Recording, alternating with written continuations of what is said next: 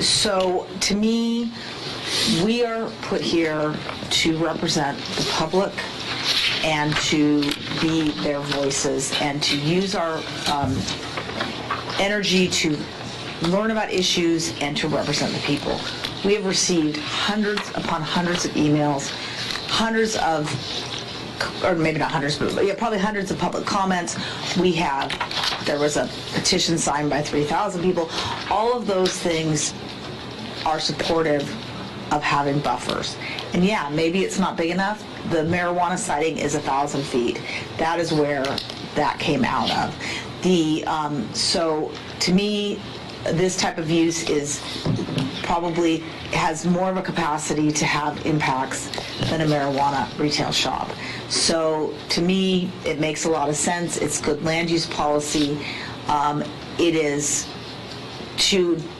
well, I'll just leave it at that. I think that if we support neighborhoods and we support representing the people, we should be voting yes, and I will be doing so. Anyone else? Mr. Nieuwenhuis. Mr. Mayor, yeah, I'm not sure why we're going through this process anymore.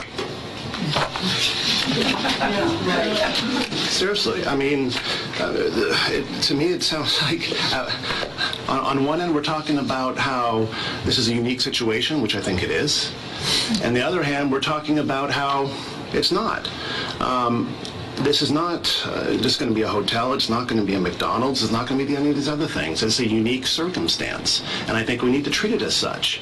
And Councilmember Robertson is exactly right. I mean, if you're not hearing the neighborhoods at this point, I mean, and the residents that have some concerns, they're not saying they don't want the shelter. They're not saying they're not going to embrace the shelter. They're not going to say that they're not going to embrace the homelessness. They want to be part of the solution. They're just asking for some minor mitigation regarding where it's going to be and how it's going to be, or not where, but how this is going to play out and as part of the siting process. So why we don't pay attention to that, it confuses me. And like I said earlier, I don't know why we went through this whole thing if we're just going to say it's not like anything else. I mean,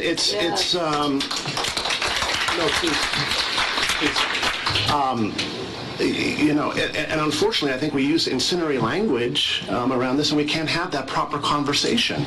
Unfortunately, we're hearing racism, and we're hearing criminalizing homelessness, and we're trying to have a good conversation about. I'm still talking, Mr. Mayor. I know, but okay. I do want to just suggest that the public not interrupt so that you. Fair enough. Thank you.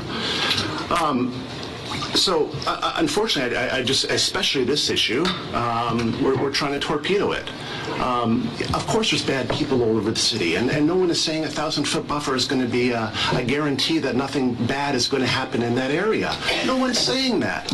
But if you ignore the evidence that we've seen in Seattle, for example, then I don't think you're paying attention. I think we need to go into this with our eyes wide open. And as much as we all want to see this be very successful, embrace these men or women, and welcome them into our community, or they're already in our community, but make sure that we help them on their path to independence. We have to take some measurable ways to mitigate that impact. So I don't see this as a blunt tool.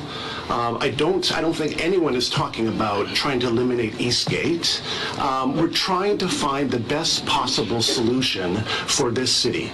And I wish we could keep focusing on that versus going back to the criminalizing and the attacks on other council members, which is kind of ironic, as Councilmember Stokes says we shouldn't be casting dispersions, but then goes on and talks about other council members. So that's disappointing to me. Because I wish you could have some of the conversations that I've had with a lot of neighbors and residents, as well as operators. And a lot of them they don't care where it goes. They just want the support of the city and the support of the council. And that's something that I want to provide. Councilmember Lee.